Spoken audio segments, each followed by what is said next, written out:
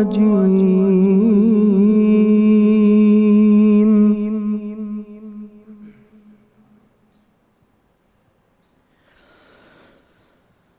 بسم الله الرحمن الرحيم يا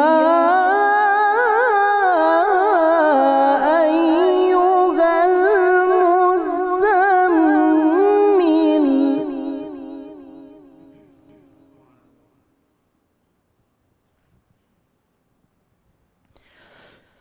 قم الليل إلا قليلا نصفه أو انقص منه قليلا أو زد عليه ورتل القرآن ترتيلا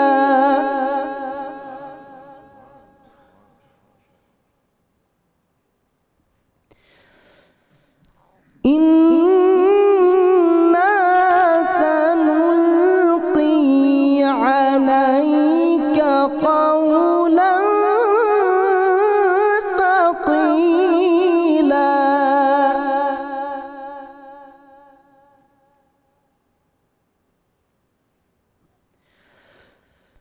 إن ناشئة الليل هي أشد وطئا وأقوم قيلا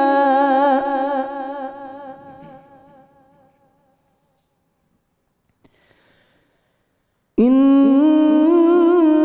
لك في النهار سبحا طويلا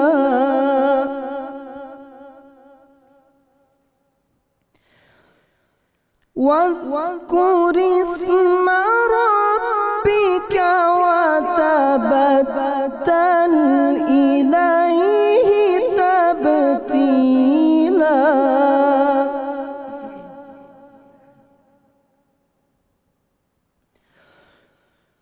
رب المشرق والمغرب لا إله إلا هو فاتخذه وكيلا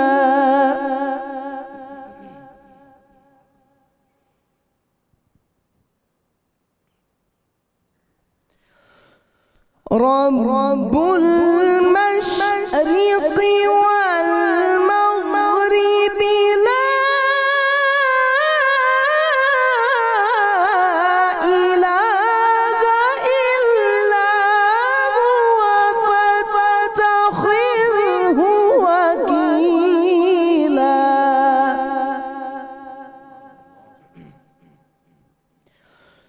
واصبر على ما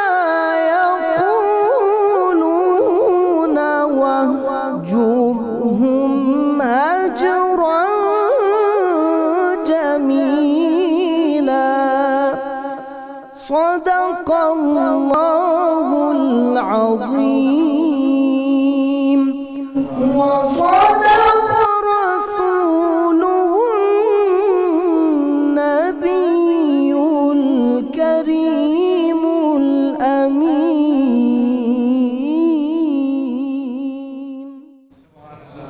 جزاک اللہ قاری محمد طیب مجددی صاحب، بہت شکریہ۔ بسم اللہ الرحمن الرحیم۔ السلام علیکم ناظرین کرام، 92 نیوز چینل کی خصوصی سحری ٹرانسمیشن رحمت رمضان میں آپ کو خوش آمدید کہتے ہیں۔ آپ کا میزبان طاہر حمید تنولی آپ کی خدمت میں حاضر ہے۔ ناظرین کرام، آج کی نشریات میں ہم گفتگو کریں گے عظیم صحابی رسول صلی اللہ علیہ وآلہ وسلم حضرت عبیدہ بن حارث رضی اللہ تعالیٰ عنہ کے بارے میں۔ حضرت عبیدہ بن حارث رضی اللہ تعالیٰ عنہ کی عظیم شخصیت، ان کا اسلام کے لیے ان کی خدمات، ان کا عظیم کردار اور حضور رسالت مآب صلی اللہ علیہ وآلہ وسلم کہ ان کی ذات پاک میں ان کی فنائیت اور حضور کے ساتھ ان کی محبت اور عشق کی داستاں، یہ وہ موضوع ہے جس پہ ہم اپنے اہل علم کے ساتھ آج گفتگو کرتے ہوئے ان کی شخصیت سے روشنی لینے، ان کی شخصیت سے رہنمائی لینے کی کوشش کریں گے اور آپ تک بھی جو اہل علم کے خیالات ہیں وہ پہنچائیں گے۔ ناظرین کرام، حضرت عبیدہ بن حارث کی شخصیت کیا ہے؟ دار ارقم سے لے کے غزوہ بدر تک حضور رسالت مآب صلی اللہ علیہ وآلہ وسلم کے لیے فدائیت، قربانی اور عشق و محبت کی پھیلی ہوئی ایک داستاں ہے۔ حضرت عبیدہ بن حارث نے اپنے عمل سے اور ہر قدم پر حضور رسالت مآب صلی اللہ علیہ وآلہ وسلم کے ساتھ اپنی وفاؤں کو پورا کرنے سے اس حقیقت کو بتا دیا کہ عشق کیا ہوتا ہے اور محبت کس کو کہتے ہیں۔ آپ وہ خوش نصیب صحابی ہیں جن کا تذکرہ اللہ رب العزت نے قرآن مجید کا اپنے کلام کا حصہ بنا دیا۔ ارشاد ربانی ہے، حاذان خصمان اختصموا فی ربہم، یہ دو گروہ ہیں جو اپنے رب کے بارے میں اپنے تصورات، اپنے عقائد کے مطابق آپس میں جھگڑ پڑے۔ حضرت ابو ذر فرماتے ہیں، یہ آیہ مبارکہ قریش کے 6 افراد کے بارے میں نازل ہوئی، اور موقع کون سا ہے؟ موقع ہے غزوہ بدر کا۔ جب معرکہ بدر شروع ہوا اور قریش نے اپنے چنیدہ 3 سورما، 3 بہادر میدان میں اتارے، شیبہ کو اتارا، عتبہ کو اتارا، ولید کو اتارا۔ جب لشکر اسلام کی طرف سے حضور رسالت مآب صلی اللہ علیہ وآلہ وسلم نے 3 افراد کو آگے کیا تو قریش کہنے لگے، یہ ہمارے برابر کے نہیں ہیں، ہم ان سے نہیں لڑیں گے۔ اپنے ان 3 بہادروں کو اتاریں جو ہمارے برابری کے حامل ہوں، اور ہم ان کے ساتھ اپنے منصب، اپنے وقار اور اپنا جو فخر اور اپنی جو عزت ہے اس کے مطابق ان سے مارکہ آرا ہو سکیں۔ حضور رسالت مآب صلی اللہ علیہ وآلہ وسلم نے ان 3 سورماؤں کا، قریش کے لشکر کفر کے ان 3 بہادروں کا مقابلہ کرنے کے لیے کس کو بھیجا؟ سیدنا علی مرتضیٰ کو بھیجا، حضرت حمزہ کو بھیجا اور حضرت عبیدہ ابن حارث کو بھیجا۔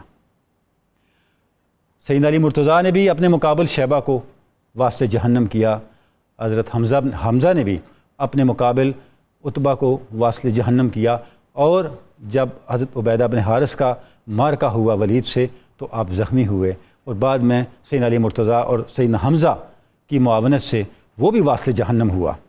لیکن اس مارکے میں ایک لحاظ سے حضرت عبیدہ ابن حارث کو یہ اعزاز ملا کہ آپ مارکہ بدر کے پہلے بھی تھے اور مارکہ بدر کے آخری بھی تھے۔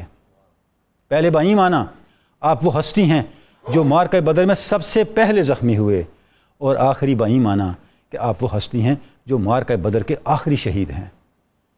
ناظرین گرامی، حضرت عبیدہ بن حارث کو ایک اور اعزاز بھی حاصل ہے کہ اسلام کی جو دعوت، اسلام کا سفر، ریاست مدینہ کے استحکام کی جو کوششیں تھیں، ان کا جب آغاز ہوا تو اہل اسلام کی طرف سے، ریاست مدینہ کی طرف سے حضرت سعد بن ابی وقاص نے کفر کے خلاف جو پہلا تیر چلایا، یہ پہلا چلنے والا تیر بھی اس مہم کے دوران چلایا گیا جس کی قیادت حضرت عبیدہ بن حارث کے پاس تھی۔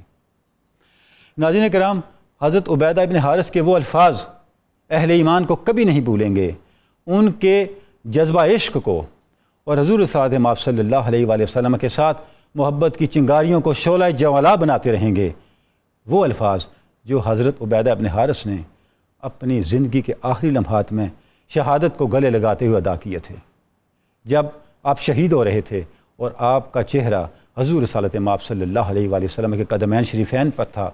آپ نے کہا، یا رسول اللہ، اگر آج ابو طالب زندہ ہوتے تو مجھے اپنے ان اشعار کا مصداق قرار دیتے کہ کفار یہ مت سمجھیں کہ ہم محمد کو ان کے حوالے کر دیں گے، اس وقت تک حوالے نہیں کریں گے جب تک ہم محمد کے گرد لڑتے لڑتے سب کے سب کٹ نہ جائیں، اس وقت تک حوالے نہیں کریں گے جب تک ہم اپنی عورتوں سے اور اپنے بچوں سے بالکل بے فکر نہ ہو جائیں، ان سے بھی نہ گزر جائیں، جب تک وہ بھی فدا نہ ہو جائیں حضور رسالت مآب صلی اللہ علیہ وآلہ وسلم کی ذات پاک پر۔ مطلب کیا ہے؟ خون کے آخری قطرے تک اور زندگی کے آخری لمحے تک ہم حضور رسالت مآب صلی اللہ علیہ وسلم کا کفر کے مقابلے میں، مخالفین کے مقابلے میں دفاع کریں گے۔ اور یہ جو سیدنا ابو طالب کے اشعار تھے، ان اشعار میں رنگ بھر دیا، معنی ڈال دیا۔ حضرت عبیدہ بن حارث نے اپنی جان معرکہ بدر میں حضور رسالت مآب صلی اللہ علیہ وسلم کے قدمین شریفین پر قربان کر کے۔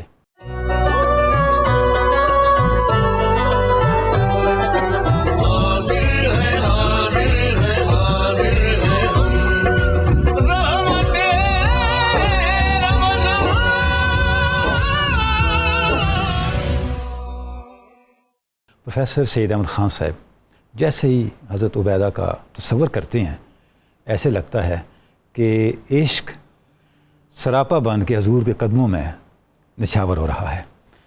آپ کا تعارف، آپ کا خاندان، اس پہ ذرا کچھ ارشاد فرمائیں۔ بسم اللہ الرحمن الرحیم، اللہم صلی علی محمد وعلی آل محمد وبارک وسلم۔ بہت شکریہ محترم ڈاکٹر تنولی صاحب۔ اللہ کی برستی رحمتوں کے سائے میں سبحان اللہ، رمضان آیا، اب اپنی انتہا کو جا رہا ہے۔ اللہ اکبر۔ ان برکتوں اور سعادتوں کے جھرمٹ میں جی ہم جن مبارک ہستیوں کا ذکر پاک لے کر بیٹھے ہیں، وہ صرف اس لیے ہے کہ ہم ان کی حیات طیبہ کے اوراق کی ورگردانی کرتے ہوئے اپنے آپ کا جائزہ لیں کہ آج ہم اپنے اخلاق اور کردار کے کس معیار پر پورا اتر رہے۔ سبحان اللہ۔ یہ جاننے کی ضرورت ہے کہ جس دین کے ہم پیروکار ہیں، جی، وہ دین ہم تک کیسے پہنچا ہے، اس کے مخاطبین اولین کون تھے، انہوں نے اس دین کے لیے وہ جو چراغ مصطفی سے شرار ابولہبی کی آویزش شروع ہوئی اور وہ انتہا ہوئی محمد عربی صلی اللہ تعالی علیہ وسلم کے دین لانے پر، سبحان اللہ، جب اعلان ہوا کہ الیوم اکملت لکم دینکم واتممت علیکم نعمتی وردیت لکم الاسلام دینا۔ ضرورت اس امر کی ہے کہ ہم یہ جو مہکتے پھول، ان کی خوشبو اپنے دل و دماغ میں کیا اس طرح بھرنے کی کوشش کر رہے ہیں کہ ہم زبان سے جو دعویٰ کر رہے ہیں اپنے اخلاق اور کردار کے ساتھ اس دعوے پر کتنا پورا اتر رہے ہیں۔ اللہ اکبر۔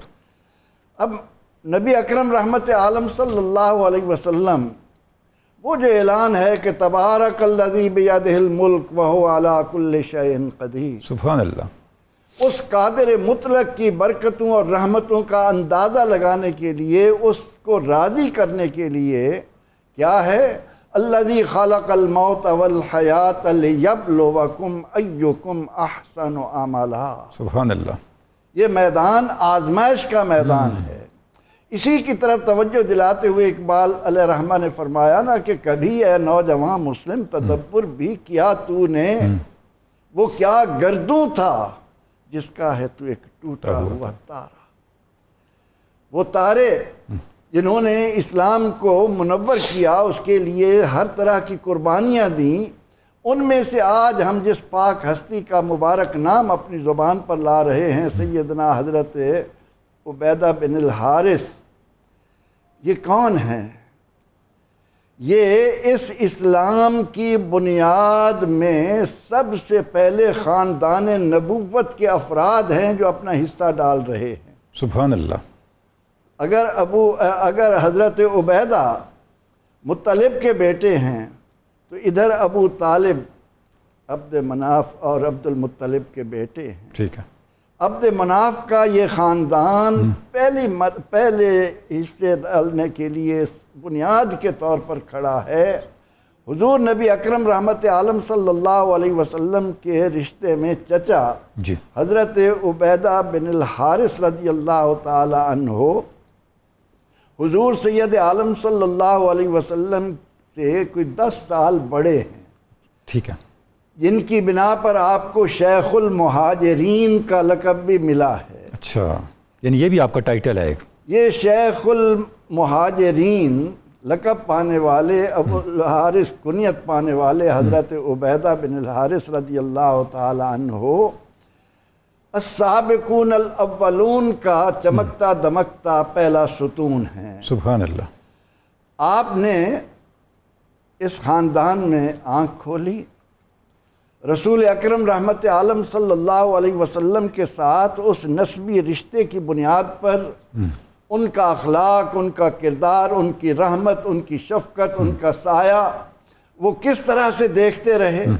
جب رسول اکرم رحمت عالم صلی اللہ علیہ وسلم نے دعوت اسلام دی تو سب سے پہلے آنے والوں میں السابقون الاولون میں ابو عبیدہ ہوں، عبد الرحمن بن عوف ہوں، کیا کیا نام ہیں جن کے ساتھ یہ بھی اسلام میں داخل ہوتے ہیں۔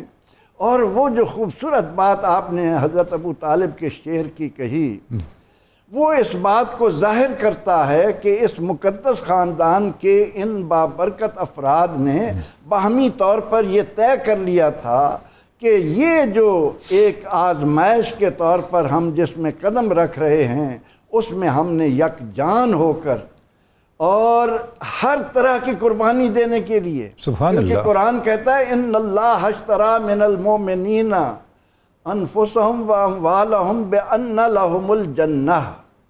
ڈاکٹر صاحب، میں اور آپ جب کلمہ پڑھتے ہیں، اہل ایمان کو اس قرآن کی صداقت پر توجہ دینی چاہیے۔ ہم اس وقت معاہدہ کر رہے ہوتے ہیں کہ اے اللہ، ہم نے اپنی جانیں اور اپنے مال جنت کے بدلے تیرے ہاتھ فروخت کر دیا۔ اس راہ میں آنے والی مشکلات میں کسی قدم پر ہم ڈگمگائیں گے نہیں کہ تیری طرف سے ہمیں یہ کہنا پڑے کہ ہم حسبتم ان تدخلوا الجنۃ ولما یاتکم مثل الذین خلوا من قبلکم مستهم الباساء والضراء وزلزلوا۔ اللہ اکبر، یہ راستہ آسان نہیں ہے، اللہ اکبر، ہمیں تو پلیٹ میں رکھ کر اسلام کا نام دے دیا گیا، سبحان اللہ، لیکن ان حضرت عبیدہ بن الحارث رضی اللہ تعالی عنہ خاندان قریش کے مطلبی ہیں، ہاشمی نہیں ہیں، لیکن مطلبی ہوں یا ہاشمی ہوں، آگے چل کر جو حالات ہمارے سامنے آتے ہیں اس میں ایک ہی بات ہمارے سامنے آتی ہے کہ انہوں نے کلمہ طیبہ پڑھنے کے بعد ایمان کی روح حب رسول صلی اللہ علیہ وسلم کو جانا اور پھر اس کے لیے ہر طرح کی اذیت، ہر طرح کی اذا رسانی، ہر طرح کی قربانی، ہر طرح کی مشقتیں، تکلیفیں برداشت کرنے کے لیے اپنے آپ کو آمادہ کیا۔ سیدنا حضرت عبیدہ بن الحارث حضور سید عالم صلی اللہ علیہ وسلم کے رشتے کے چچا بھی ہیں اور سب سے پہلے ایمان لانے والوں میں بھی داخل ہیں، اور آپ نے اسلام کے لیے جو نمایاں خدمات سر انجام دیں آج وہ ہمارے لیے مینار ہے۔ سبحان اللہ، سبحان اللہ۔ پروفیسر صاحب، یعنی جس طرح سے حضرت عبیدہ نے انہوں نے اپنے آخری لمحوں میں حضرت ابو طالب کا جو شعر پڑھا، اس کا مطلب ہے وہ شعر صرف حضرت ابو طالب کا نہیں تھا، وہ ان سب کا ایک مشترکہ مینیفیسٹو تھا کہ وہ نسلمہ، سبحان اللہ، حتیٰ وہ نسلمہ، ہم اپنے آپ کو اس بات کے سپرد کر رہے ہیں کہ حتیٰ نسرع، کہ ہمیں خون میں لت پت ہونا کیوں نہ پڑے، نزحل، ہم غافل ہو جائیں گے اپنی اولادوں سے، اپنی عورتوں سے، ہم کسی چیز کی پرواہ نہیں کریں گے، ہم اسلام کی عظمت کے لیے ہر طرح کی قربانی، لیکن رسول اللہ کی حفاظت سے غافل نہیں ہوں گے۔ سبحان اللہ، سبحان اللہ، وہ ایمان رسول اللہ، سبحان اللہ، سبحان اللہ۔ اور پھر انہوں نے عمل سے ثابت بھی کر دیا، اپنی جان جو ہے وہ نشاور کر کے، قربان کر کے، وہ جو ایجنڈا دیا تھا حضرت ابو طالب نے، اعلان فرمایا تھا، اس کو حقیقت بنا کے دکھا دیا اور یہ بتا دیا کہ عشق ہوتا کیا ہے۔ یہ سب زبانی دعوے کا نام نہیں ہے۔ حتیٰ نسرع حولہ، ہم آپ کے ارد گرد اپنے آپ کو لہو میں لت پت کر لیں گے۔ کیا بات ہے، کیا بات ہے۔ اور نزحل عن ابنائنا والحلائل، سبحان اللہ، اپنے رشتہ داروں سے، قریبیوں سے کسی چیز کے ابنائنا، نہ اپنے بیٹوں کی پرواہ کریں گے، نہ اپنے عورتوں کی پرواہ کریں گے، سارا کچھ لٹائیں گے، اور عملاً ابو طالب کی طرح سب نے لٹایا۔ یہ اعلان عشق ہی نہیں تھا، انہوں نے کر کے دکھایا۔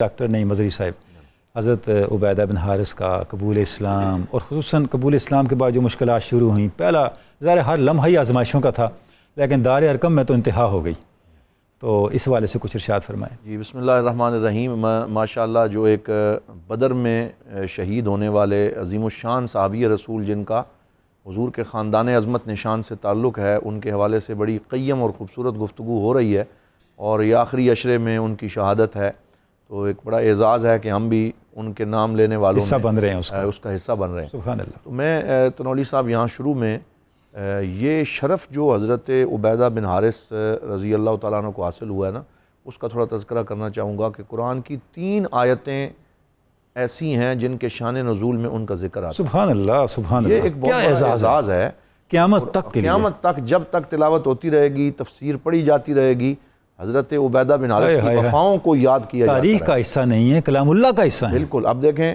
سورہ حج کی آیت نمبر 19 میں فرمایا ہَذَانِ خَصْمَانِ اخْتَصَمُوا فِي رَبِّهِمْ فَالَّذِينَ كَفَرُوا قُطِّعَتْ لَهُمْ ثِيَابٌ مِّن نَارٍ يُصَبُّ مِّن فَوْقِ رُؤُوسِهِمْ وَالْجُلُودُ يُسْحَرُ بِهِ مَا فِي بُطُونِهِمْ وَالْجُلُودُ۔ یہ جو پوری ایک آیت ہے، اور اگلا حصہ ان کے بارے میں ہے، اور اس کا بالکل اس کا جو یہ یعنی دونوں جماعتوں کا ذکر کر دیا، وہ کس انجام پہ پہنچیں گی اور یہ کس منزل پہ پہنچیں گے۔ اور اس میں ہَذَانِ خَصْمَان جو فرمایا کہ یہ 2 فریق آپس میں جنگ کر رہے ہیں۔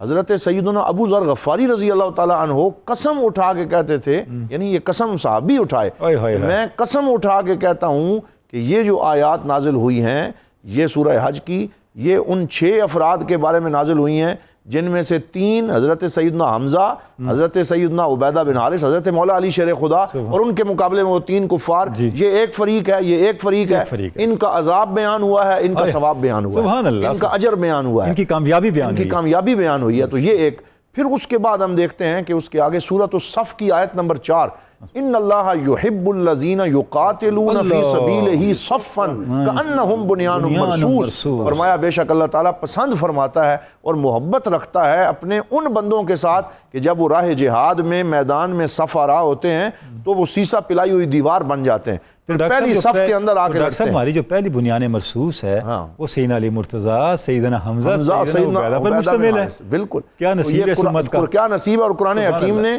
یہ ذکر فرما دیا، اور جن کو قرآن بنیان مرصوص کہہ رہا ہے ان کی قلبی کیفیت کیا ہوگی، ان کی وارفتگی کیا ہوگی، ان کا عشق رسول کیا ہوگا۔ پھر یہ وہ خوش نصیب بھی ہیں کہ ان کی شہادت کے بعد یہ جو آیت ہے جو ہر روز پڑھی جاتی ہے، وَلَا تَقُولُوا لِمَن يُقْتَلُ فِي سَبِيلِ اللَّهِ أَمْوَاتٌ بَلْ أَحْيَاءٌ وَلَٰكِن لَّا تَشْعُرُونَ، اس کے شان نزول میں بھی حضرت عبیدہ بن حارث شامل ہے۔ پھر جب ان کے اسلام لانے کی اگر ہم بات کریں جیسا کہ آپ نے فرمایا، تو اس میں ہم یہ دیکھتے ہیں کہ بالکل ابتدائے اسلام کے اندر ابھی صرف 13 افراد مسلمان ہوئے تھے، 12 یا 13، تو ارقم بن ابی الارقم اور حضرت عبیدہ بن حارث اور ان کے ساتھ 2 3 4 افراد اور تھے، یہ مل کے سرکار دو عالم صلی اللہ علیہ وسلم پر اس وقت ایمان لائے جب کلمہ پڑھنا کوئی آسان کام نہ تھا، ابھی کچھ فتوحات نہیں انہوں نے دیکھی تھی، ابھی انہیں کوئی ابر کرم کی وہ بارش برستی ہوئی نظر نہیں آئی تھی، ابھی تو تیر برس رہے تھے، کوئی امید ہی نہیں تھی، اور کفار حتیٰ کہ خاندان کے ہی کچھ افراد رسول اکرم صلی اللہ علیہ وسلم کو گزند پہنچانے پہ درپے تھے،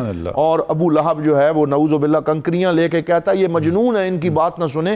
ان حالات میں حضرت عبیدہ بن حارث کا کلمہ پڑھنا یہ حضور صلی اللہ علیہ وسلم سے محبت اور آپ سے عشق کے اوپر دلالت کرتا ہے، اور پھر ان حالات میں نہ صرف مسلمان ہوئے بلکہ اسلام کے پہلے مؤیدین کے اندر یہ شامل ہوئے، یعنی اسلام لانے کے فوراً بعد ہی اسلام کے فروغ کے لیے خدمات شروع کر دیں۔ اور ان دنوں میں ان کے اسلام لانے کے چند دن کے بعد یہ حضور صلی اللہ علیہ وسلم نے یہ ضرورت محسوس کی کہ یہ جو مٹھی بھر گروہ مسلمان ہو گیا، ان کی تربیت کے لیے ہمیں کوئی جگہ چاہیے۔ تو وہ جگہ کوہ صفا کے اوپر حضرت ارقم بن ابی الارقم کا وہ گھر تھا، جس کو سرکار دو عالم نے، یہ جوان صحابی تھے، ان کے گھر کو منتخب کیا۔ اس کی ایک وجہ یہ تھی کہ سب کی وہاں نظر اور توجہ نہیں جاتی کہ ادھر بھی حضور آ سکتے ہیں، دوسری وجہ یہ تھی کہ یہ بلندی پہ واقعہ تھا اور حالات پہ نظر رکھنی ممکن تھی، کوئی آ رہا ہے تو پتہ چل رہا ہے، تو آپ نے وہاں پہ منتخب کیا۔ وہ گھر بھی تھا اور عبیدہ مورچہ بن بھی حارث تھا، وہاں موجود رہتے ہیں، حضور صلی اللہ علیہ وسلم سے تربیت پاتے ہیں، اور بڑا ہونے کے باوجود ہر وقت حضور کا احترام کرتے ہیں، یعنی 10 سال جیسے پروفیسر صاحب نے عمر کے لحاظ سے بھی، رشتے کے لحاظ سے بھی، لیکن حضور کا عزت، احترام، تعظیم و توقیر میں کوئی کمی نہیں آنے دیتے، ہر وقت سرکار دو عالم صلی اللہ علیہ وسلم پہ فدا ہوتے ہیں، اور ابتدائے اسلام کی جتنی مشکلات اور اذیتیں ہیں، حتیٰ کہ آپ دیکھیے کہ ڈاکٹر صاحب جن لوگوں کو ہجرت کی اجازت دے دی گئی تھی اور جنہوں نے حبشہ کی طرف 2 ہجرتیں کی، اس میں ان کو بھی اذن تھا لیکن انہوں نے فرمایا کہ یا رسول اللہ آپ کو چھوڑ کے میں نہیں جاؤں، اور یہ وہاں حضور کے ارد گرد موجود رہے، سرکار دو عالم صلی اللہ علیہ وسلم کے دفاع میں موجود رہے، اور وہ جو حضرت ابو طالب کا شعر آپ نے پڑھا جو انہوں نے اپنے شہادت سے پہلے سنایا، اسی قصیدے میں حضرت ابو طالب کا وہ وجدان اور محبت بھی ہے، وَأَبْيَضُ يُسْتَسْقَى الْغَمَامُ بِوَجْهِهِ سِمَالُ الْيَتَامَى عِصْمَةٌ لِلْأَرَامِلِ۔ تو وہ حضور صلی اللہ علیہ وسلم کی وہ نعت والا جو پورا شعر ہے وہ بھی پڑھ کے یہاں خاندان کی محبت، وارفتگی، اور ساتھ حضرت ابو طالب کی وفاؤں کا تذکرہ بھی وہ کر کے گئے۔ سبحان اللہ، سبحان یہ بڑا اللہ، ان کا ایک خوبصورت جو ہے یہ سارا تذکرہ ہے کہ جس میں جب ہم ان کی وفاؤں کا تذکرہ کرتے ہیں، اور پھر آگے آپ دیکھیے کہ جو شیب ابی طالب کا محاصرہ ہوا ہے جی اس میں بھی بہت زیادہ ان کا کردار ہے، جی بالکل، کیونکہ یہ خاندان کے مرکزی آدمی تھے، اور اس میں بھی انہوں نے پوری سپورٹ کی، اور اس پورے 3 سالہ عرصے میں حضور صلی اللہ علیہ وسلم کے شانہ بشانہ رہے، اور آپ کے لیے خدمات پیش کرتے رہے، تکلیفیں برداشت کرتے رہے، حتیٰ کہ درختوں کے پتے کھائے۔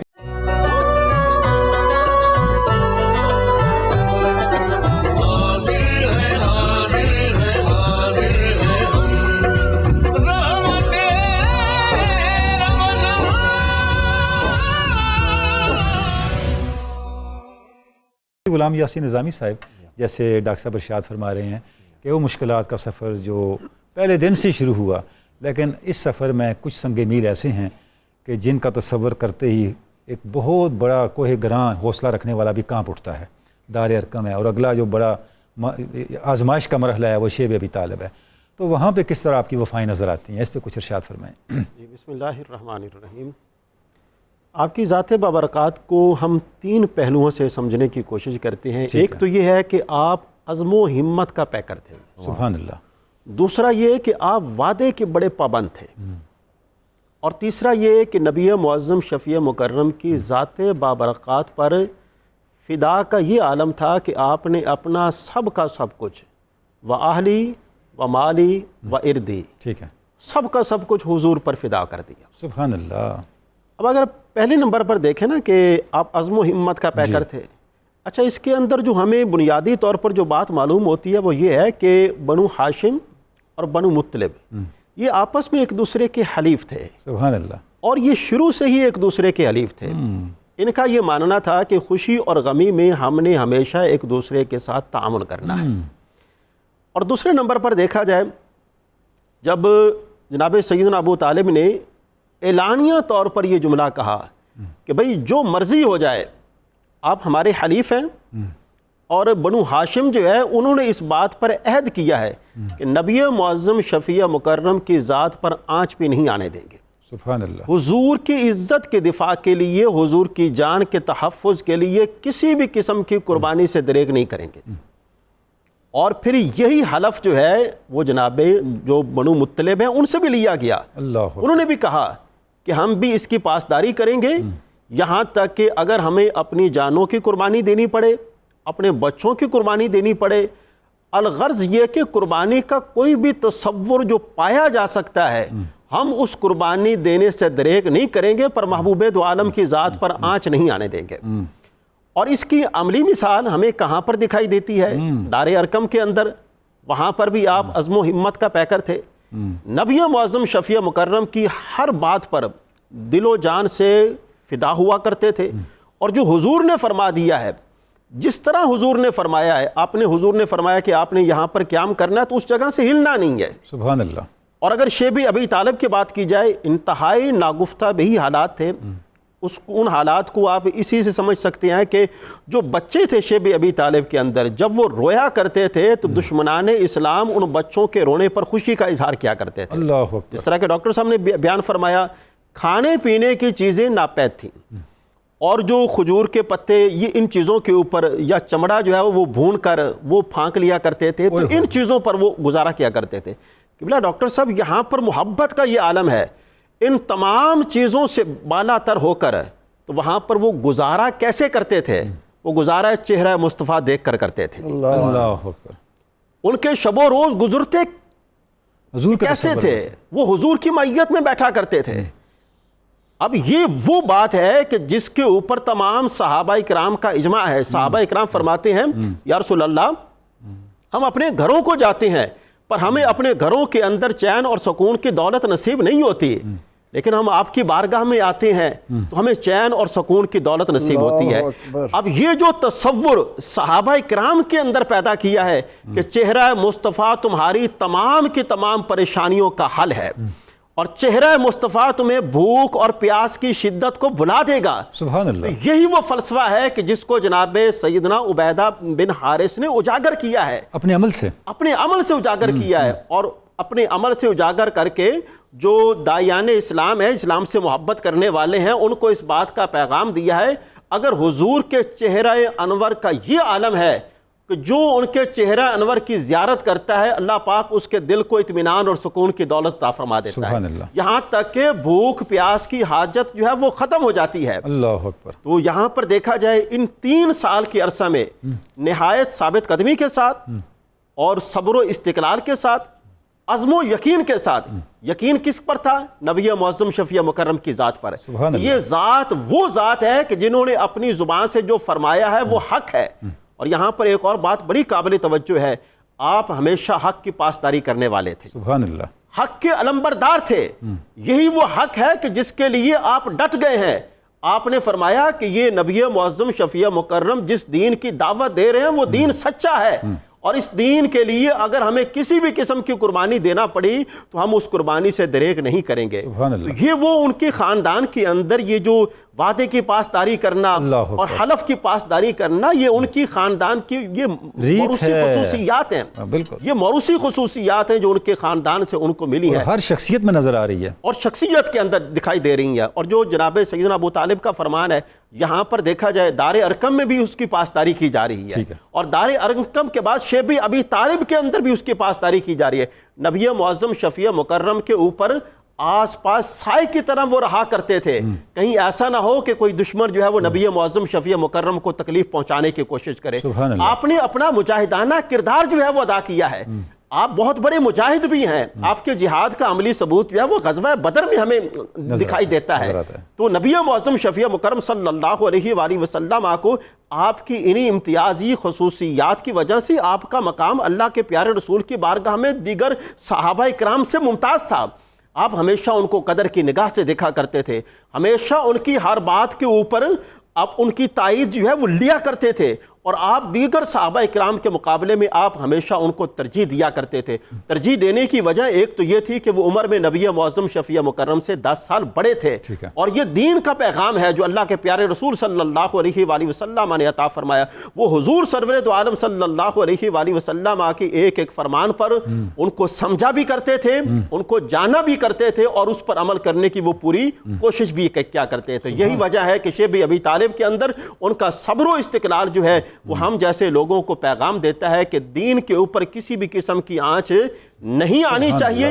اگر دین میں آپ کو تکلیفوں اور مصیبتوں کا سامنا کرنا پڑے گا تو آپ نے گھبرانا نہیں ہے، بالآخر فتح و نصرت جو ہے وہ آپ کا مقدر ہوگی۔ کتنی عظمت والی وہ ذات ہے سیدنا عبیدہ کی کہ جن کی شان میں قرآن عزیز کی آیات مقدسہ نازل ہو رہی ہیں، کہ جن کی عظمت کو اللہ کے پیارے رسول نے اپنی زبان مبارک سے بیان فرما کر ان کی شہادت کی خبر بھی عطا فرما دی ہے۔ یہ وہ عظمتیں ہیں جو اللہ پاک نے سیدنا ان کا مقدر کی عبیدہ بن حارث کو عطا فرمائی۔ سبحان اللہ، سبحان اللہ۔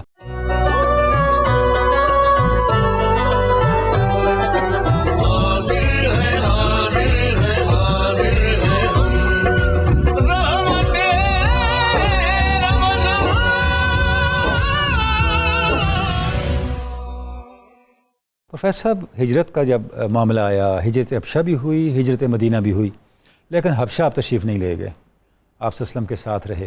جب ہجرت مدینہ ہوئی تو آپ صلی اللہ علیہ وسلم کے فرمان کے مطابق آپ نے ہجرت کی، اور یہاں پھر آپ کو ایک بڑا اعزاز بھی ملا، ایک بڑا اللہ اور اس کے رسول کی بارگاہ سے ٹائٹل بھی ملا۔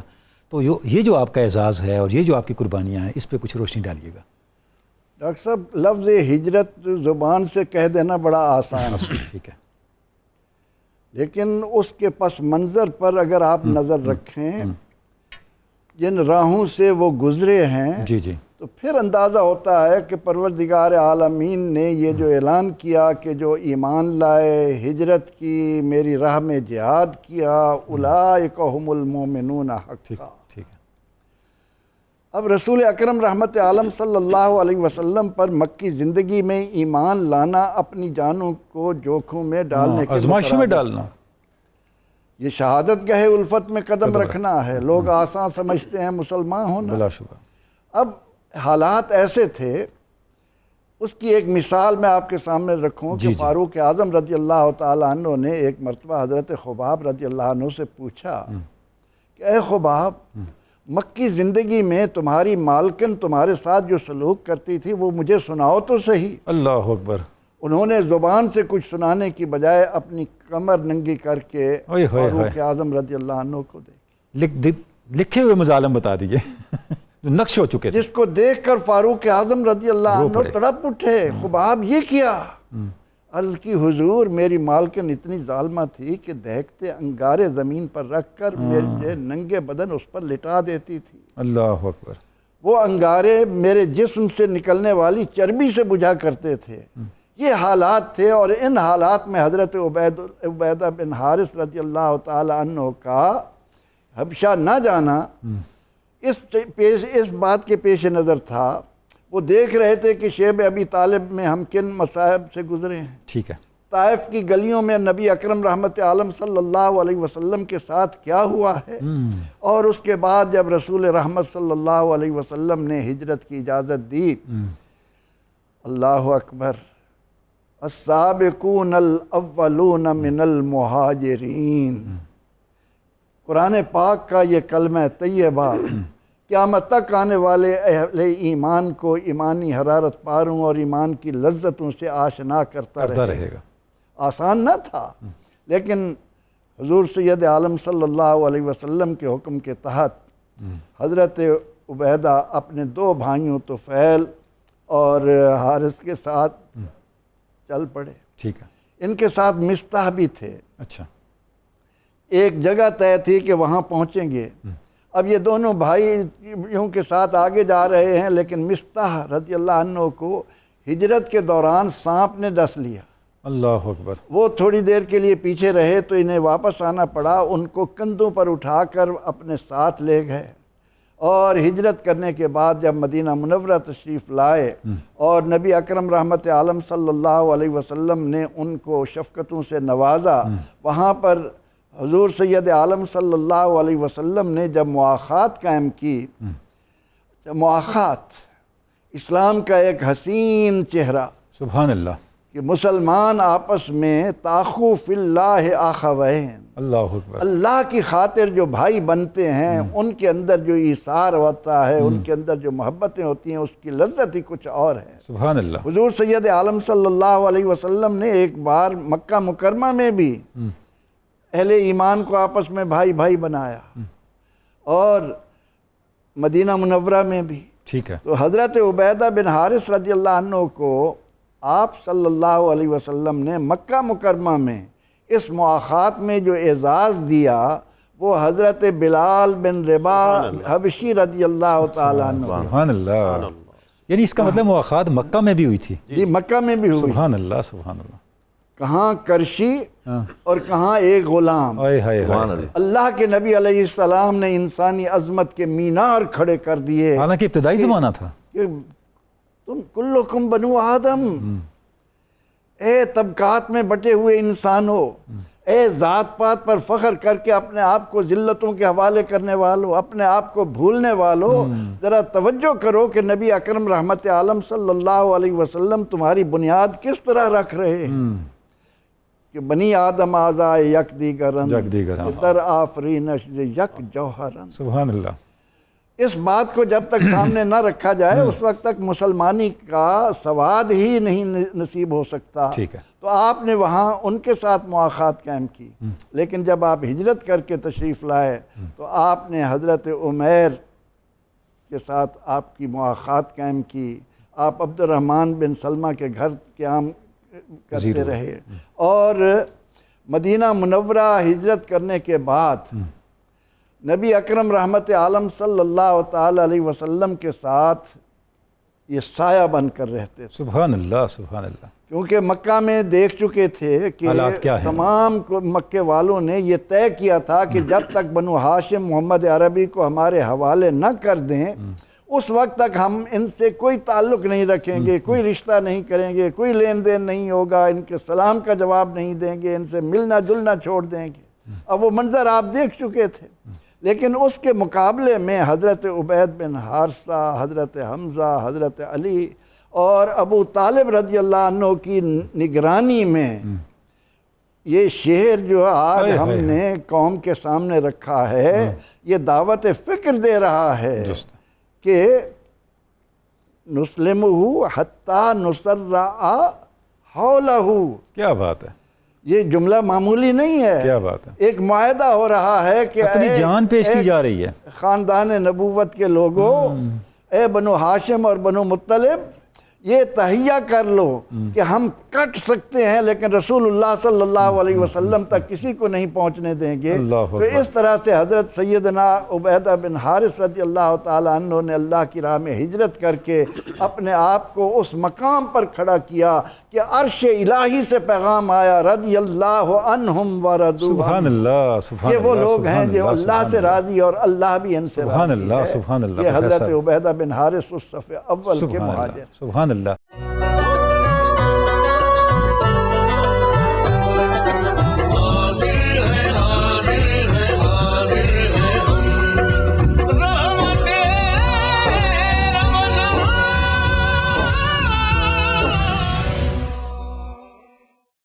ڈاکٹر نعیم الدین اظہری صاحب، جب ہجرت ہو گئی اور صحابہ کرام آپ صلی اللہ علیہ وسلم کے فرمان کے مطابق مدینہ طیبہ تشریف لے گئے، تو ظاہر اب ایک جس کو کہتے ہیں تصادم تو ہونا ہی تھا.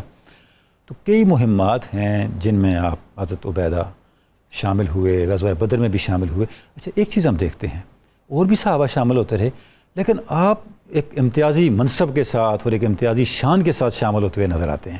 اس پہ کچھ روشنی ڈالیے گا. جب آپ مدینہ شریف ہجرت کر کے تشریف لے آئے، پھر رسول اکرم صلی اللہ علیہ وآلہ وسلم آپ بھی جلوہ فرما ہو گئے، وہاں بھی مواخات ہوئی. پہلے بھی ایک مواخات کا تذکرہ ہوا. تو اس مواخات میں آپ کو سیدنا عمیر الانصاری جو ہیں ان کا بھائی بنایا گیا. ٹھیک ہے. اور وہاں پہ اس مواخات میں بھی یہ شریک ہوئے.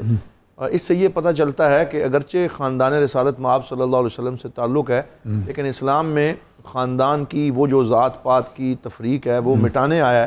آپ دیکھیں کہ پہلے حضرت بلال کے ساتھ کیا بات ہے بھائی چارہ، اور یہاں حضرت سیدنا عمیر الانصاری وہ بھی قریشی یا ہاشمی نہیں تھے، یہ بھی قریشی نہیں ہیں. تو یہ اسلام کی وحدت، جامعیت اور انسانی مساوات جو ہے، اور مساوات کا ایک درس ہے کہ آ گیا عین لڑائی میں اگر وقت نماز قبلہ رو ہو کے کھڑی ہو گئی پھر قوم حجاز، بندہ و صاحب و محتاج و غنی ایک ہوئے، تیری سرکار میں پہنچے تو سبھی ایک ہوئے. اسلام سب کو ایک ہی رنگ میں رنگ دیتا ہے. صبغۃ اللہ ومن احسن من اللہ صبغہ. سبحان اللہ. وہ ہمارے میاں محمد بخش عارف کھڑی جو ہیں پنجابی، رومی کشمیر، وہ رومی کشمیر پنجابی میں کہتے ہیں کہ کچا رنگ للاری والا چڑھدا لیندا رہندا، عشق تیرے دا رنگ محمد چڑھیا پھر نہ لیندا. یہ وہ رنگ ہے جو حضرت عبیدہ کو بھی نصیب ہوا ہے. تو بڑے ایکٹیو ہیں اور ہر وقت رسول اکرم کے دفاع میں، اسلام کے دفاع میں پیش نظر آتے ہیں. تو پھر یہی وجہ ہے کہ حضور صلی اللہ علیہ وسلم نے مدینہ پاک میں آتے ہی، یہ بھی ہمارے پاک نبی صلی اللہ علیہ وسلم کا کمال ہے کہ آپ ایسے بالغ نظر اور تمام معاملات پہ نگاہ رکھنے والے سید المرسلین ہیں کہ صرف وہ جو اسلام کے بارے میں ایک پرسیپشن ہے نا کہ یہ تو صرف مسجد کے اندر کے معاملات ریگولیٹ کرتا ہے، یہ غلط بات ہے. کیونکہ اسلام تو تمام شعبہ حیات پہ حاوی ہے اور محیط ہے. اسی وجہ سے حضور صلی اللہ علیہ وسلم کا انٹیلیجنس کا ادارہ بھی بڑا مضبوط تھا. سبحان اللہ. اور اس میں آپ کے بہت سے مقرر کردہ افراد تھے. ارد گرد کے حالات پہ نظر رکھنا، بین الاقوامی سیاست میں کیا ہو رہا ہے، اور پھر جو ہے وہ PR بہت زیادہ، پبلک ریلیشنز، پھر انٹرنیشنل ریلیشنز، یہ ساری چیزیں ہمیں سرکار دو عالم کی سیرت میں نظر آتی ہیں. یہی وجہ ہے کہ حضور کو پتہ تھا کہ مکہ سے یہ نقل و حرکت ہو رہی ہے، تجارتی قافلے گزر رہے ہیں، اور پھر کیونکہ انہوں نے مسلمانوں کا مال ہتھیا لیا تھا اور تمام گھر لے لیے تھے، اور یہ تو بے سر و سامانی کے عالم میں حضور کی ڈاکٹر صاحب جو وہ بزنس کر رہے تھے ان کے خلاف ہی تو استعمال ہونا تھا، سب کچھ استعمال ہونا تھا. تو حضور نے سریے بھیجے، وہ جو خفیہ مشن روانہ فرمائے، ان میں حضرت سیدنا عبیدہ بن حارث کی یہ شان اور ان کی یہ عظمت ہے کہ اسلام میں جو پہلا سریہ جس کو علم دے کے حضور نے بھیجا وہ حضرت عبیدہ بن حارث کا سریہ ہے. اس کا نام ہی اگر ہم سیرت کی کتابوں میں پڑھیں تو اس کا نام ہی سریہ عبیدہ بن حارث المطلبی رضی اللہ تعالیٰ عنہ. تو حضور صلی اللہ علیہ وسلم نے سفید رنگ کا علم ان کو عطا فرمایا، اور مستہ بن اساسہ جن کا بھی ذکر ہوا انہی کو علم اٹھانے پہ معمول کیا ٹھیک ہے۔ اور وہ علم جو ہے ان کو قائد بنایا گیا، اور 70 یا 80 اچھا یہ بھی ایک خاص بات ہے کہ اس سریے میں حضور صلی اللہ علیہ وسلم نے انصار کو شامل نہیں کیا، یہ صرف مہاجرین کے ساتھ خاص تھا، اور اس میں ان کو اس کا لیڈر بنایا، ان کو تو اسلام کے اس پہلے سریے کی قیادت کا شرف، پھر اسلام کے اندر پہلا لواء ملنے کا شرف یہ بھی ان کو نصیب ہوتا ہے، پھر شیخ المہاجرین کا لقب ان کو نصیب اچھا ہوتا ہے۔ ڈاکٹر صاحب دیکھیں یہ جو آپ نے ابھی اشارہ کیا کہ جو پہلا لواء یا پہلا پرچم تھا سفید رنگ کا، سفید رنگ کا، مطلب ہے ہم جنگ کے لیے نہیں نکل رہے، سبحان اللہ، جنگ کو روکنے کے لیے نکل خوبصورت بات ہے، رہے، فتنے کے لیے نہیں نکل رہے، فتنے کو ختم کرنے کے لیے نکل رہے ہیں۔ کیا بات ہے، امن کا پیغام امن حضور کا شروع سے پیغام۔ لے کے اچھا آئے۔ آج تک انسانیت امن کے لیے سفید جھنڈا استعمال کرتی ہے۔ اسی وجہ سے ڈاکٹر صاحب آپ یہ دیکھیے کہ یہ جو بعض لوگ بات کرتے ہیں کہ اسلام تلوار سے پہلا جو پہلی آیت جہاد کی اجازت میں نازل ہوئی وہ بھی ہے اُذِنَ لِلَّذِينَ يُقَاتَلُونَ بِأَنَّهُمْ ظُلِمُوا بِأَنَّهُمْ وَإِنَّ اللَّهَ عَلَىٰ نَصْرِهِمْ ظُلِمُوا، اللہ تو یہ جو ہے بِأَنَّهُمْ ظُلِمُوا کی کمال جسٹیفیکیشن ہے ڈاکٹر صاحب، کمال ہے، یعنی جنگ کی اجازت مشروط ہے کہ پہلے ظلم ہوا ہے پھر جنگ کی اب اجازت اس کے دفاع میں تلوار اٹھائی گئی ہے، تو اسلام جو ہے وہ نعوذ باللہ ظلم کرنے کے لیے نہیں، ظلم کرنے نہیں آیا، ظلم روکنے کے لیے، ظلم کو روکنے کے لیے آیا ہے، ڈیفینڈ کرنے کے لیے آیا ہے۔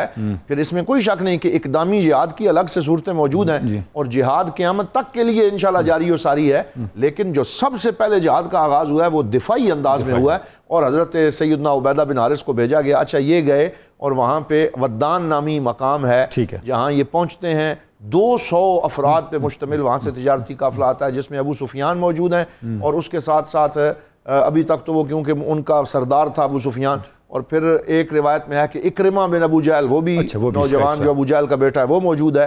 تو یعنی آپ یہ کہہ سکتے ہیں کہ ان کے چنیدہ لوگ شامل ہیں، پولیٹیکل جینیس بھی ہے اور جو اسٹریٹجک اور وار جینیس ہے وہ بھی ہے، بالکل، اور یہ آمنا سامنا ہوا ہے اور تیر بھی چلے ہیں دونوں طرف سے، ایک دوسرے کو ٹارگٹ کرنے کی کوشش ہوئی ہے، اس سے کفار کے دلوں میں دھاک بیٹھ گئی ہے مسلمانوں کی۔ اچھا ڈاکٹر صاحب اب یہ اشارہ بھی فرما دیں کہ اس سریے کا امتیاز یہ بھی ہے کہ اس میں اسلام کی طرف سے پہلا تیر چلایا گیا، پہلا صبح حضرت سعد بن ابی وقاص سبحان اللہ رضی اللہ تعالیٰ عنہ، اور یہ کس کی قیادت میں چلایا گیا؟ حضرت عبیدہ بن حارث، کیا اعزاز ہے، پہلا تیر بالکل چلانے والے حضرت سعد بن ابی وقاص خود بیان کیا کرتے تھے، حضرت عبیدہ بن حارث کی قیادت میں مجھے یہ شرف ملا ہے۔ تو پھر یہ جو سریہ ہوا اس سے آپ واپس آئے، پھر میں یہاں یہ اشارہ کرنا چاہوں گا کہ غزوہ بدر میں جو آپ کی شمولیت ہے، اگر آپ غزوہ بدر کو دیکھیں تو وَلَقَدْ نَصَرَكُمُ اللَّهُ بِبَدْرٍ وَأَنْتُمْ أَذِلَّةٌ، اگر آپ غزوہ بدر کو دیکھیں تو یا ایھا النبی حسبک اللہ ومن اتبعک من المؤمنین، ان کو گارنٹی حضور کو دی جا رہی ہے کہ یا رسول اللہ، اے میرے نبی، یہ مٹھی بھر نوجوان اور مومن یہ آپ کے لیے کافی ہیں۔ ان میں حضرت عبیدہ بن حارث سر فہرست ہیں، اور حضرت سیدنا علی شیر خدا کرم اللہ وجہ الکریم کا معمول تھا۔ اچھا ڈاکٹر صاحب یہ جو آپ نے بڑا یونیک نکتہ ارشاد فرمایا اور آپ نے تو روانی میں بات کر دی، حسبک اللہ کے ساتھ مٹھی بھر، اچھا اس کا مطلب یہ نکلا کو جو اقبال نے کہا ہے کہ اللہ کو پامردی مومن پہ بھروسہ، ابلیس کو یورپ کی مشینوں کا سہارا، کہ بندہ مومن کے لیے اور اہل اسلام کے لیے حسبک اللہ کی طاقت ایمان کی حدت ہے، تعداد سے مشروط نہیں ہے۔ اور اس میں دیکھیے کہ حضور خود فرماتے تھے یہ جو 313 کا عدد ہے نا، یہ ویسے نہیں ہے، طالوت کے لشکر میں وہ جو قرآن میں ذکر آیا اس میں بھی 313 تھے، اس نسبت سے اللہ نے مجھے یہ 313 سبحان اللہ۔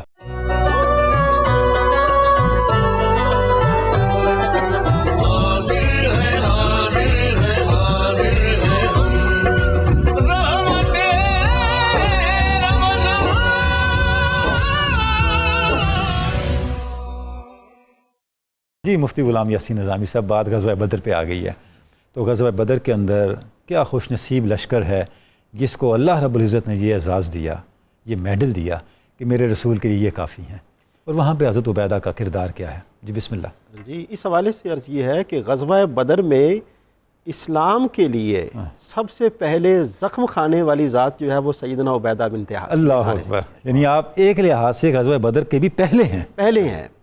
اسلام کے لیے نبی معظم شفیع مکرم صلی اللہ علیہ وآلہ وسلم نے جب سیدنا عبیدہ، سیدنا حمزہ، سیدنا علی المرتضیٰ، جب آپ نے ان کو ولید، عتبہ، شیبہ کے مقابلے کے لیے بھیجا، آپ نے فرمایا جاؤ اسلام کے لیے لڑو، تمہارا مقابلہ جو ہے وہ اسلام کے لیے ہے، سبحان اللہ، اسلام کی سربلندی کے لیے ہے، سبحان اللہ۔ تو آپ پہلے گئے، لیکن اس سے پہلے جو ہے نا وہ سیدنا معاذ، سیدنا معوذ اور سیدنا عبداللہ بن رواحہ، ٹھیک ہے، یہ پہلے گئے تھے، جب یہ گئے یہ انصار میں سے تھے؟ جی انصار میں سے تھے. یہ جب گئے نا تو وہاں پر جو عتبہ ولید جو تھا اس نے کہا کہ آپ ہمارے مقابلے میں کیسے آ گئے ہیں؟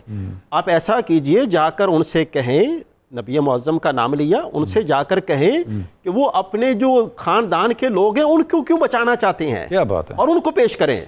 تو جب یہ والی بات کی گئی پھر نبی معظم شفیع مکرم نے 2 ہاشمی اور 1 مطلبی، آپ نے 3 ان شخصیات کو بھیجا.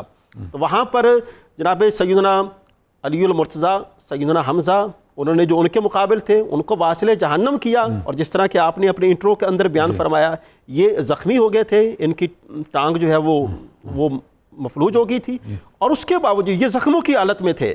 لیکن زخموں کی حالت میں جناب سیدنا علی المرتضیٰ اور سیدنا حمزہ جو ہے یہ ان کو اٹھا کر نبی معظم شفیع مکرم کے پاس لے کر آئے. لیکن اس جو ولید جو تھا، مختلف روایات ہیں کہ ان کے مقابلے میں ولید تھا یا عتبہ تھا، اور ان کو واصل جہنم بھی جناب سیدنا علی المرتضیٰ اور سیدنا امیر حمزہ نے کیا. اور اس کے بعد ان کو اٹھا کر نبی معظم شفیع مکرم کے بارگاہ میں لایا جاتا ہے. اب یہاں پر محبت رسول کا عالم دیکھیے. نبی معظم شفیع مکرم صلی اللہ علیہ وآلہ وسلم آقا ایک امتیازی وصف یہ بھی ہے جس نے اسلام کے لیے جتنی تکلیفیں اٹھائی ہیں حضور کو ان تمام تکلیفوں کا احساس ہے. سبحان اللہ. اور احساس بھی ہے، اور نبی معظم شفیع مکرم ان تمام تکلیفوں کا مداوع بھی فرماتے ہیں. اب دیکھیں جس طرح کہ سیدنا سلمان فارسی ہیں، ان کو اسلام کے لیے آنے میں کتنا وقت لگا ہے، لیکن حضور کے ہاں جتنا وقت لگا ہے، لیکن حضور کے ہاں سب سے زیادہ جو صحابی رسول حضور کے پاس بیٹھا کرتے تھے وہ سیدنا سلمان فارسی تھے.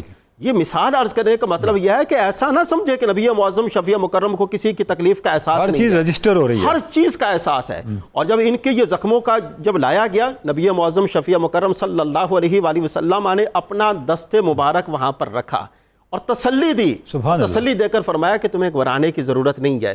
پھر یہ وہاں پر عرض کرتے ہیں جس طرح کہ آپ نے اپنے انٹرو کے اندر بیان فرمایا، نبی معظم شفیع مکرم نے ان کا سر جو ہے وہ اپنی گود مبارک میں رکھا. سبحان اللہ. لیکن انہوں نے کہا کہ ادب اور احترام کے تقاضے کے پیش نظر انہوں نے اپنا سر جو ہے وہ محبوب دو عالم کے قدموں پر رکھ دیا. سبحان اللہ. یعنی کہ تیری معراج کہ تو لوح و قلم تک پہنچا، میری معراج کے میں تیرے قدم تک پہنچا، یعنی اپنی معراج کو بھی بیان فرما دیا. اور اس کے بعد نبی معظم شفیع مکرم کے بارگاہ میں یہ عرض کرتے ہیں، یا رسول اللہ کیا مجھے شہادت کی موت نصیب ہوگی؟ کیا مجھے یعنی میں نے اتنی قربانی دی ہے، کیا مجھے وہ مقام اور مرتبہ نصیب ہوگا؟ نبی معظم شفیع مکرم کی عظمت پر قربان جائیں، آپ نے فرمایا ہاں تمہیں شہادت کی موت نصیب ہوگی. جب انہوں نے یہ سنا کہ مجھے شہادت کی موت نصیب ہوگی، پھر وہ مسکرائے اور مسکرا کر پھر کہنے لگے جو جناب سیدنا ابو طالب کا شعر ہے، دیکھیں وعدے کی پاسداری کیسے کی جا سکتی ہے. مکہ میں رہے اسی وعدے کو یاد رکھا ہے، دار ارقم میں ہو یا شیب ابی طالب میں ہو، آج غزوہ بدر کا موقع ہے، آج جہاں کنی کے عالم ہے، لیکن جہاں کنی کے عالم میں وہ وعدہ جو ہے وہ دوبارہ حبیب دو عالم صلی اللہ علیہ وآلہ وسلم کے سامنے دہرایا جا رہا ہے. یا رسول اللہ ہم آپ کی عزت کے دفاع کے لیے، آپ کی جان کی دفاع کے لیے اپنے آپ کو بھی قربان کر دیں گے، اپنے بچوں کو بھی قربان کر دیں گے، لیکن آپ کی عزت اور آپ کی ناموس پر آنچ نہیں آنے دیں گے. نبی معظم شفیع مکرم صلی اللہ علیہ وآلہ وسلم نے وہاں پر خوشی کا اظہار فرمایا. اس کے بعد جب یہ غزوہ ہو گیا، غزوہ ہو جانے کے بعد جب اللہ کے پیارے رسول صلی اللہ علیہ وآلہ وسلم 3 دن میدان بدر میں رہے، اور اس کے بعد جب آپ واپس تشریف لائے تو واپس مقام صفرا پر جا کر پھر ان کی جو ہے وہ شہادت ہو جاتی ہے، پھر وہاں پر ان کا مزار مبارک بھی ہے. سبحان اللہ. اچھا مفتی صاحب، یہ ساری تفصیل سننے کے بعد ایک چیز سامنے آتی ہے، ابھی ڈاکٹر صاحب نے بھی اشارہ کیا، جو آپ صلی اللہ علیہ وسلم نے سریہ بھیجا، سارے مہاجرین اس میں رکھے. یہ جو پہلا معرکہ میدان بدر میں ہوا، جو خصمان 2 گروہ آمنے سامنے آئے، اسی کا بائیمانہ تسلسل ہوا کہ یہاں بھی مہاجرین ہی سامنے کھڑے ہوئے. گویا تاریخ کو آپ صلی اللہ علیہ وسلم نے ایک سبق دیا، ایک میسج دیا کہ ہم انصار کو اپنے اوپر کٹوانے کے لیے یہاں نہیں آئے. بہت اچھا. ابتدا وہاں بھی مہاجرین سے کروائی، کمال ہے، کمال ہے. اور یہاں بھی ابتدا اپنے قریب جو ان کے گھر والے تھے ان سے کروائی. ناظرین کرام، عشق و محبت کا، قربانی کا اور عشق کے لفظ میں اپنے لہو سے رنگ بھرنے اور معنی ڈالنے کا یہ تذکرہ جاری ہے. ہم یہاں ایک مختصر سی بریک لیں گے اور بریک کے بعد آپ سے پھر ملاقات ہوتی ہے.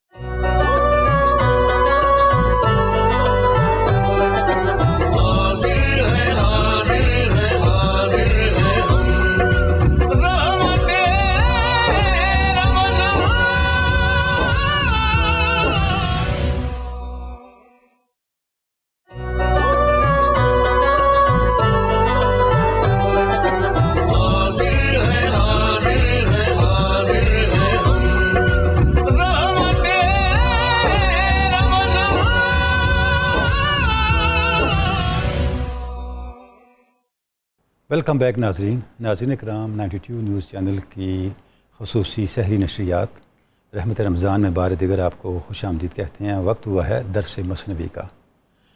ناظرین گرامی، مثنوی مانوی مولانا روم کی وہ تخلیق ہے، مولانا روم کا وہ شاہکار ہے جو معانی کا سمندر ہے، حکمت کا ایک بہتا دریا ہے، اور اتنے زیادہ حقائق معارف مولانا نے اپنی اس مثنوی میں بیان کیے ہیں کہ آپ ان کو پڑھتے جائیں، سمجھتے جائیں، اور زندگی نہیں زندگیاں بھی شاید اس کے لیے ناکافی ہوں۔ جیسے مولانا نے خود فرمایا، ہرگز نہ گنجد در صد ہزاراں مثنوی، کہ جو حقائق و معارف میرے سینے میں ہیں، اگر میں ان کو سمونا چاہوں تو ہزاروں مثنویوں میں بھی وہ نہ سمو سکیں۔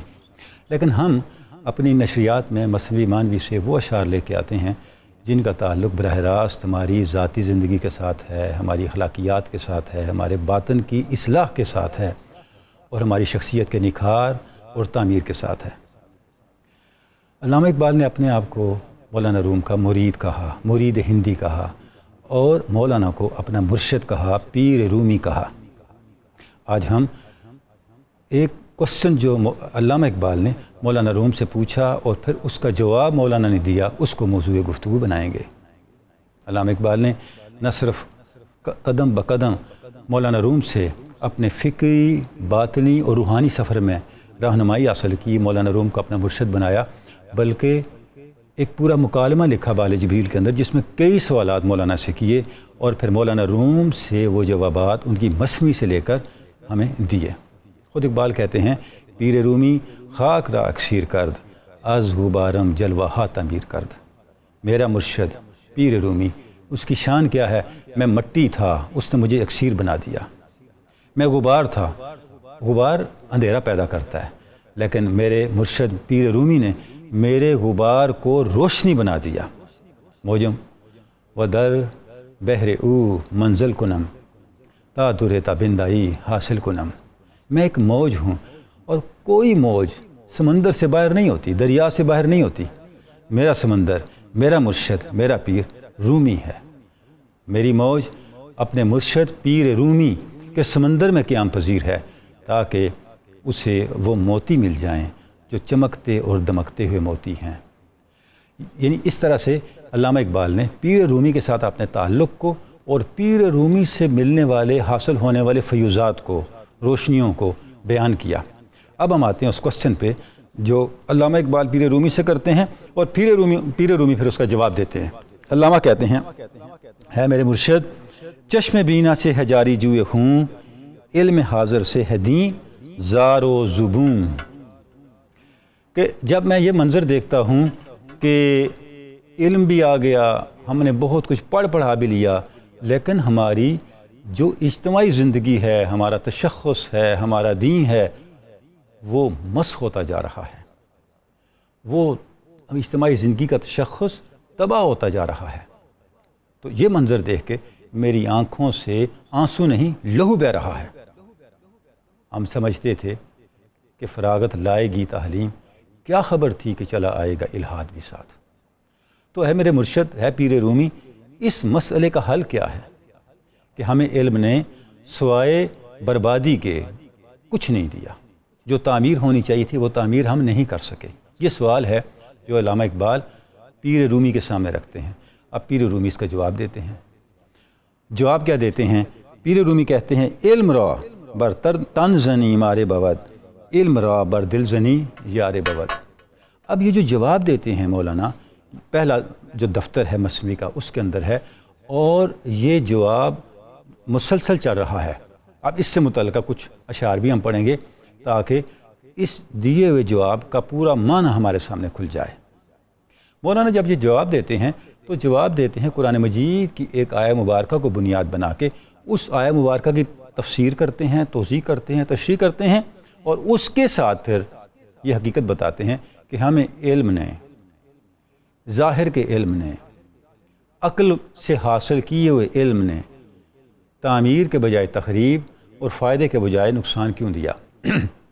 وہ آیہ مبارکہ قرآن مجید کی یہ ہے، اعوذ باللہ من الشیطان الرجیم، ان الظن لا یغنی من الحق شیئا۔ اللہ رب العزت اہل ایمان کو ارشاد فرما رہا ہے کہ حق کے مقابلے میں جو تمہارے اپنے ظن، اندازے اور تخمینے ہیں کبھی فائدہ نہیں دے سکتے۔ دوسرے لفظوں میں جو حق ہے اس کا بدل ہمارا عقلی علم نہیں ہو سکتا۔ یہ جو قرآن مجید کی آیت مبارکہ ہے اس کو بنیاد بنا کے اب مولانا اپنا جواب دے رہے ہیں، اور اس جواب میں سے چند منتخب جو اشعار ہیں ناظرین گرامی وہ ہم آپ کے سامنے رکھتے ہیں۔ مولانا فرماتے ہیں کہ تو نے جو علم حاصل کیا ہے یہ علم اور یہ مہارتیں بہت سطحی ہیں۔ ان کی مثال ایسے ہے کہ جیسے ایک جنگ ہوتی ہے، میدان جنگ میں بہادر، رستم اور بڑے بڑے جو شاہزور ہیں زور آزمائی کرتے ہیں، ان کے ہاتھوں میں تلواریں ہوتی ہیں، تیر و تفنگ ہوتے ہیں، اسلحہ ہوتا ہے، کوئی مرتا ہے کوئی مارتا ہے۔ اور ایک جنگ بچے کرتے ہیں، لڑتے ہیں، جھگڑتے ہیں۔ بچوں کی جنگ کھیل کود ہوتی ہے، ان کے ہاتھوں میں جو تلواریں ہوتی ہیں نا وہ لکڑی کی ہوتی ہیں، وہ صرف کھیل رہے ہوتے ہیں، اس کا صرف نام جنگ ہوتا ہے، وہ میدان جنگ میں ہونے والی جنگ جیسی جنگ نہیں ہوتی۔ تم نے جو علم حاصل کیا ہے اس کی مثال ایسی ہے جیسے بچوں کا کھیل کود۔ تو بچوں کا کھیل کود اصل کا بدل کیسے ہو سکتا ہے؟ تمہارا علم اصل اور حقیقت والے علم کا بدل کیسے ہو سکتا ہے؟ یہ پس منظر کر کے اب مولانا کہتے ہیں آفتاب حق چوں گردد مستوی در قیامت بر رشید و برگبی۔ کہتے ہیں جب قیامت کے دن آفتاب حق چمکے گا پتہ چل جائے گا رشید کون ہے اور غوی کون ہے، رائے حق پہ کون ہے، گمراہ کون ہے، کھیل کود کا سامان کس کے پاس ہے اور حقیقت کس کے ہاتھ میں ہے۔ یہ حقیقت کھل جائے گی اس دن۔ آگے فرماتے ہیں آنگ ہے ببیند مرکب ہائے خیش مرکب سازیدہ آید از پائے خیش۔ اس دن پتہ چل جائے گا کون سواری پہ سوار ہو کے سفر کر رہا ہے اور کون اپنے قدموں پہ کھڑا ہے اور اپنے قدموں ہی کو سواری سمجھ بیٹھا ہے۔ یعنی جو انسان اگر اپنے قدموں پہ چل رہا ہو وہ سواری کا بدل کیسے ہو سکتا ہے؟ سواری کی رفتار کچھ اور ہے اور اپنے قدموں پر چلنے کی رفتار کچھ اور ہے۔ آگے فرماتے ہیں وہم و فکر و حس و ادراکات ما ہم چونیداں مرکب کودک حلا۔ ہوتا یہ ہے ہم بھی دیکھتے ہیں چھوٹے بچے جب کھیل رہے ہوتے ہیں ان کے ہاتھ میں ایک سٹک ہوتی ہے، اس سٹک کو وہ گھوڑا بنا لیتے ہیں۔ ایک کونا ایک بچے نے پکڑا ہوتا ہے، ایک کونا پیچھے دوسرے بچے نے پیچھے پکڑا ہوتا ہے، اور وہ جو سٹک ہوتی ہے مولانا کہہ رہے ہیں جیسے بانسری کو بچے اپنی سواری بنا لیتے ہیں، تو اس کو سواری بنا کے چل رہے ہوتے ہیں، آگے جا رہے ہوتے ہیں اور وہ سمجھتے ہیں کہ ہم گھوڑے پہ سوار ہیں۔ تو مولانا کہتے ہیں کہ یہ جو ہمارا وہم فکر حس اور ادراکات ہیں، یعنی وہ علم جو ہم صرف حس کے ذریعے حاصل کرتے ہیں، عقل کے ذریعے حاصل کرتے ہیں، یہ سارے علوم حقیقی سواری کے مقابلے میں اس سٹک کی، اس بانسری کی بنائی ہوئی سواری ہیں جس پہ بچے کھیلتے ہیں اور اسے حقیقی گھوڑا سمجھ کے اپنے آپ کو گھوڑے پہ سوار سمجھ رہے ہوتے ہیں، حالانکہ ایسا نہیں ہوتا۔ علم ہائے اہل دل حمال شاں علم ہائے اہل تن احمال شاں۔ فرماتے ہیں ایک علم اہل دل کا ہے اور ایک علم اہل ظاہر کا ہے، اہل عقل کا ہے۔ جو اہل دل کا علم ہے وہ ان کی سواری ہے اور جو اہل ظاہر کا علم ہے وہ ان کا بوجھ ہے، یعنی وہ ان پر سوار ہے۔ تو فرق ہو گیا نا، جو سواری پہ بیٹھا ہے وہ تو منزل پہ جا رہا ہے، اور جس نے سامان اور بوجھ سر پہ اٹھایا اور سفر کر رہا ہے وہ منزل پہ جا رہا ہے کہ نہیں جا رہا، تھک ضرور رہا ہے، ہلکان ضرور ہو رہا ہے۔ اس کے بعد فرماتے ہیں علم چوں بر دل زند یاری شود علم چوں بر تل زند ماری شود۔ اگر تو علم تیرے من کی آبیاری کرے، تیرے دل کو آباد کرے، تیرے باطن کو تعمیر کرے، یہ علم تیرا دوست ہے، یہ علم تیری طاقت ہے، یہ علم تیرا اسلحہ ہے۔ اور اگر علم صرف تیرے تن کو پالے یہ علم بوجھ ہے۔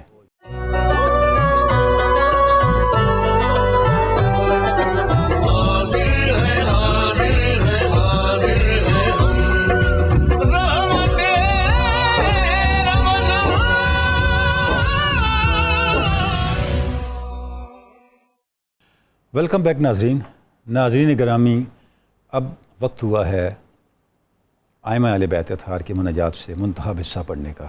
حضرت امام زین العابدین کی ایک مناجات میں سے ہم ایک اقتباس پڑھنے کی سعادت حاصل کرتے ہیں۔ بسم اللہ الرحمن الرحیم۔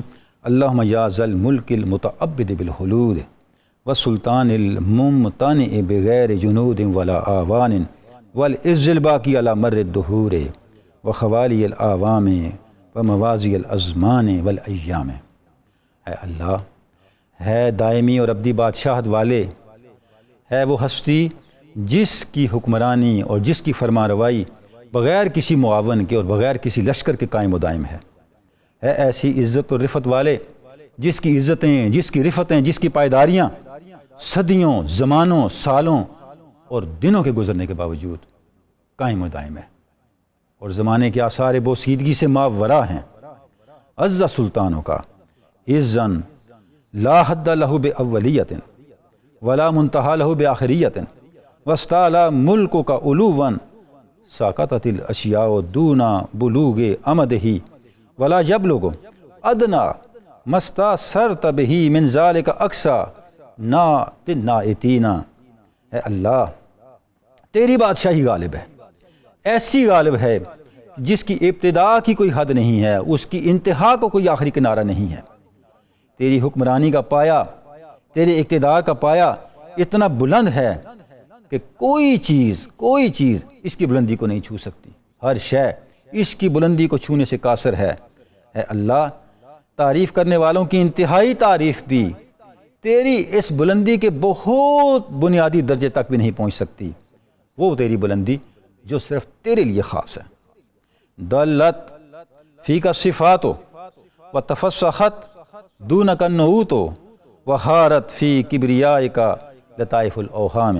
اے میرے اللہ، صفتوں کے بیان کرنے والے قافلے تیری ذات کی عظمتوں میں سرگرداں ہیں اور ان کی تمام حمد، تمام توصیفی کلمات تیری حقیقی مدد اور تیری حقیقی جو تعریف ہے اس کو بیان کرنے سے عاجز ہیں۔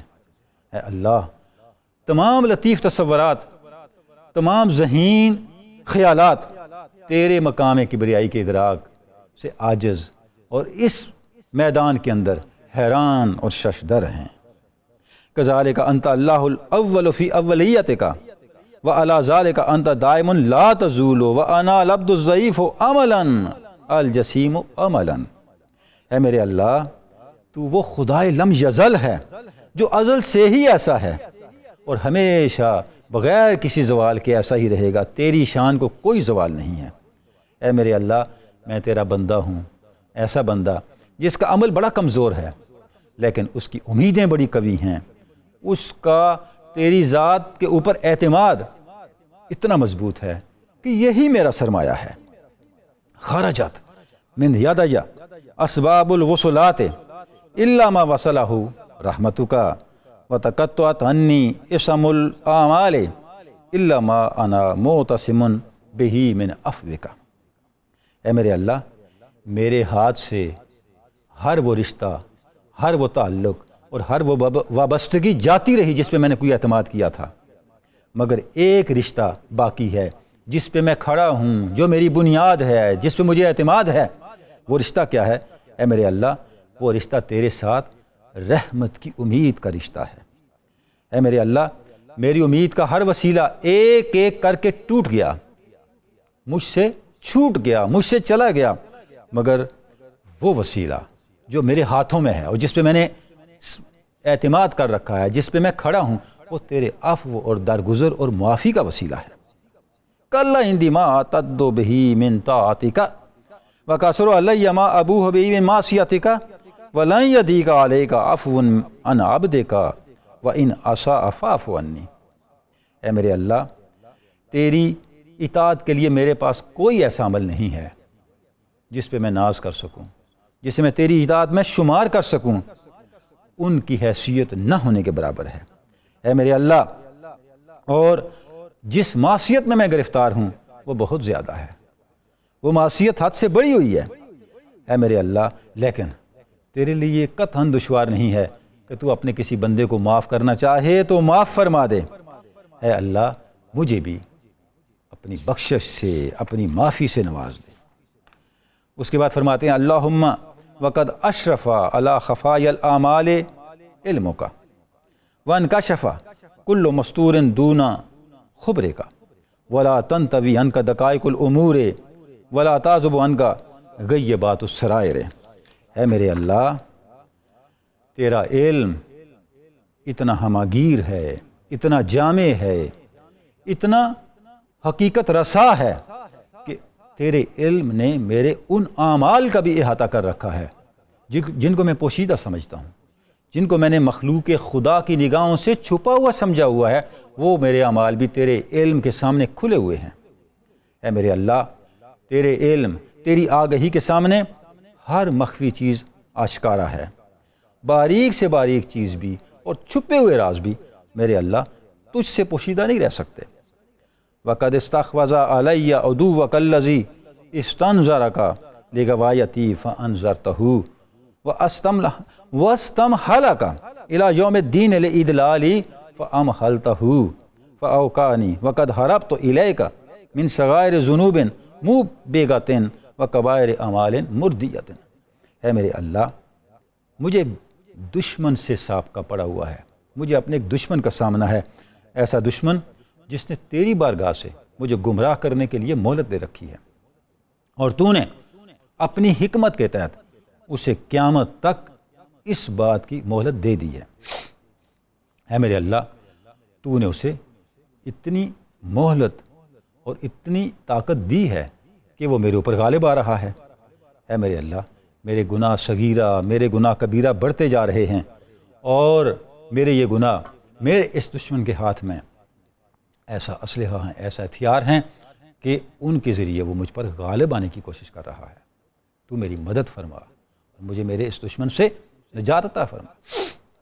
ناظرین کرام، یہ جو منتخب حصہ ہم نے امام زین العابدین کی مناجات کا پڑھا ہے، آپ دیکھ رہے ہیں کہ اس کے اندر امام اللہ رب العزت کی بارگاہ میں سب سے پہلے اللہ کی عظمتوں کا اقرار کرتے ہیں، بیان کرتے ہیں، اظہار کرتے ہیں، اور اس کے بعد اپنے عجز اور انکسار کا بیان کرتے ہیں، اپنے اعمال کی بے مائگی کو پیش کرتے ہیں۔ کوئی فخر نہیں ہے، کوئی ناز نہیں ہے، حالانکہ آپ زین العابدین ہیں، سید الساجدین ہیں، امام سجاد ہیں۔